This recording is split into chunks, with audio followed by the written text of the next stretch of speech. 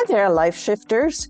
Maureen Atkinson here, founder of Lifeshiift, a community that supports purpose and adventure in later life. What could be more adventurous than being a digital nomad? And today I have a wonderful person that I know, Monique Giroux, who is a digital nomad. And we're going to talk to her about her adventure. Maybe you can give us a kind of bit of your history and how you got to where you are. Thank you, Maureen, and it's great to be here. It's great to see you again. So I worked in financial services for 2 decades, and I was on a wellness trip with my daughter, and we were in Bali. By the end of that trip, I was just reflecting on the week that we had had together, and I took a deep breath and I realized I could breathe without feeling pain. And that's when I realized, it was the beginning of an awareness that I was living a life out of balance. I was living with anxiety. And I made a commitment to myself to find a way to live a life that I don't need a vacation from, to feel this way. And that just led me down this journey, a well-being journey, a spiritual journey that eventually in October 2021 led to a decision to retire early from the bank and venture out on my own. And since then, I've sold my home, all of my possessions, other than my car and a couple of bins. And I've been traveling and working, and that's my new lifestyle now. That is amazing. How did you kind of come to that, making that step? Can you talk about that a little bit? A few things happened. I mean, I've always loved traveling. And after I left the bank, actually, my partner and I spent 1 month in Costa Rica to see if we could work remotely, and to see, it was a little bit of a trial to see what that lifestyle would be like. And we loved it. We just didn't miss a beat. And that was really when we decided that we wanted to do this full time. And we went back to Canada and started putting things in place to downsize, to live what some people call a location independent lifestyle. What is a digital nomad? Maybe you could help explain it to, I mean, I'm sure you have to be under a rock if you haven't heard of it before, but maybe explain a little bit about it. Mm-hmm. Well, typically a digital nomad is someone that works digitally. I would say since the pandemic, now that so much of our work can be done online, it's opened up beyond these tech and digital jobs. It's any job that can be done from a distance. And I like to call my lifestyle of being a gray nomad, because a lot of the digital nomads typically are younger. I'm currently staying in a house in Spain, in the north of Spain, in the Galicia region, and I'm certainly the oldest person here. But I'm loving it, and we all get along and learn from each other. And I've been asked to be a coach for someone that's currently here in this house. So I think age really is becoming less and less relevant when you're living this lifestyle. And this house in particular often have families coming and living for several months at a time, and homeschooling. And it's just incredible how people are becoming nomads of all different stages of life.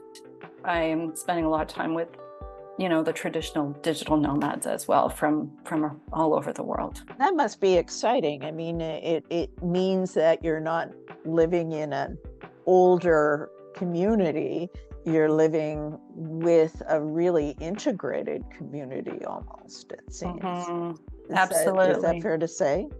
This house in particular is a very social house, and the couple that have created this space, that is their intention. They want people to come and become part of their family and prepare meals together and do activities together.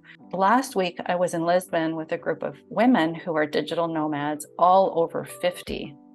And that was a very different experience. There was shared workspace, but everyone had individual rooms. And so there was a little bit more of that independence. And so if people are looking for co-live, co-work locations, it's really important to take a look at the description of kind of the philosophy or the intent of the space, because my last week experience is very different from my this week experience. I love them equally, but they're very different. I'm traveling now solo and I'm having a blast. But I'm choosing experiences that I'll have with other people. So I'm meeting a lot of really, really interesting people. You really have to put yourself out there and make an effort to meet people. And there's lots of great ways to do that. There's all kinds, there's Airbnb experiences. We had a great dinner in a private home. That was 30 people were there. It was so much fun. Cooking classes, there's all kinds of ways. You can be alone and not lonely by, being intentional and making an effort to meet people along the way. What are some of the surprises that you would have? You've shared it with me, but your leg may have been a bit of a surprise. So. I can talk about it now and laugh, but 6 weeks into our digital nomad life, I had signed up for an Airbnb experience, and it was a hike in Croatia. I love trees and I love being in the forest, and I was really missing being in the forest because we had been in London and we were more in urban settings. So I hired a guide to take me into the Velebit Mountains in Croatia. And I was the only one that ended up signing up for that experience. So we were able to just go and do our own thing. And I stepped on a pine cone up in the mountains, very random, very freak accident, and broke my leg.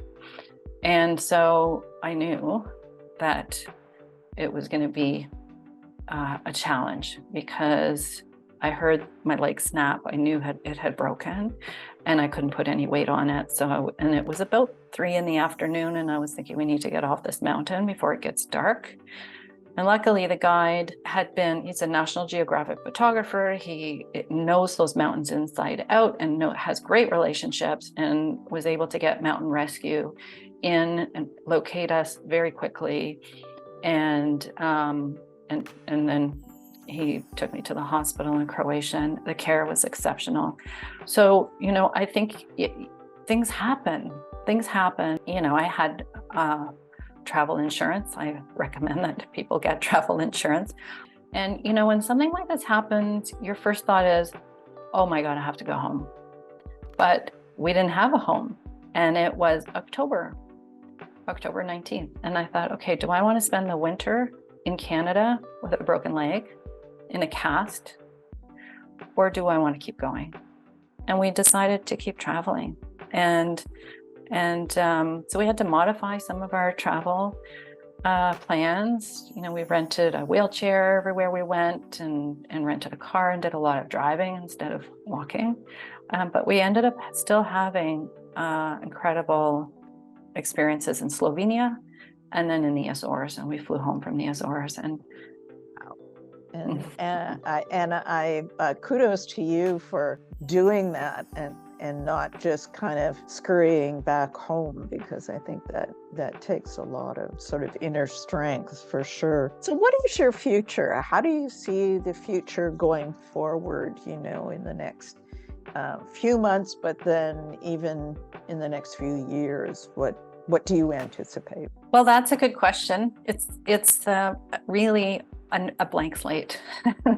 And one of the things that I'm realizing about myself is my entire life, I feel like I have had my hands on the steering wheel, and I've been, knowing exactly where I was going and driving that car. And right now I feel like I've let go of the steering wheel, and I'm letting myself be guided in where I go.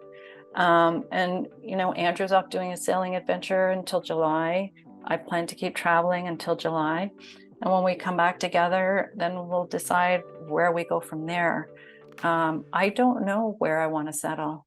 And part of this journey is I feel like I'm looking for my soul place in this world and where I want to set roots. But I've learned, the leg break was a good example. You really have no control of anything. And when you let go of that control and you just accept that this is kind of like enjoy the journey, embrace the challenges, which can be hard, but embrace the challenges as an adventure. Because whenever something happens, it opens a door to something new and different. So I feel like a lot of this journey has been a lot about my own personal growth and resilience.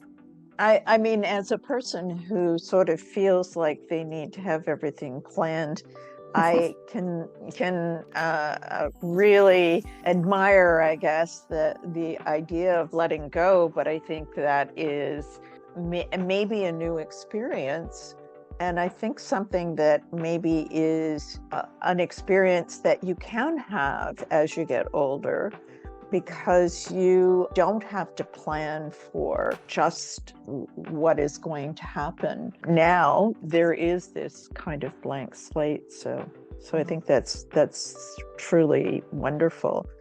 Do you have any other kind of practical tips that you might give people?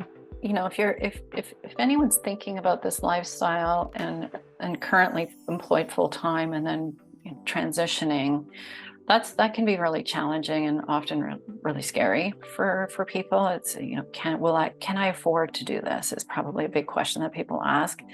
And my advice is to sit down with a financial advisor and go through all of the numbers. What do you have in savings? What kind of income are you going to make while you're traveling? Kind of what's your run rate, your monthly run rate? So you have a sense of what your budget is going to be when you travel. I think it's really important to feel comfortable with that before you go. There are some really great communities out there on Facebook. The group that I met with last week was Digital Nomad Beyond 50. And it's a group of digital nomads who are over 50 years old. And they have lots of advice and tips. And one of my favorite Facebook groups is solo women traveling in style over 50. That group has now 400,000 members. It's an incredibly supportive community. And I've seen some really great tips there. For me, I put a question out there. I was really worried about losing my phone because so much of our lives is on our phone, on my flights, my payments, my contacts, everything. And I just am so nervous. And they offered up about 20 different tips of what to do when you travel with your phone. So I have my phone here. One of the main tips was to have a tether. So I always have my phone when I'm out, essentially tied to my neck, so I can't lose it. Sometimes you just put your phone down for a minute and then you walk away. I can't do that because I always have it with me. Anything that you're worrying about, just put it out there and someone has an answer, or someone's in that region can help you out. It's really great. And I blog all my experiences to share as many tips as I can along the way as well. Those are very useful tips. If you are watching this on YouTube, look down below for some links to the places that Monique has mentioned and the resources, and you can certainly reach her. Her contact information is below, and follow her on her blog and subscribe to Lifeshiift channel. Thanks very much, Monique. We really appreciate it. Thank you, Maureen. It's a pleasure. Don't forget to sign up for regular emails on our website at www.lifeshiift.com.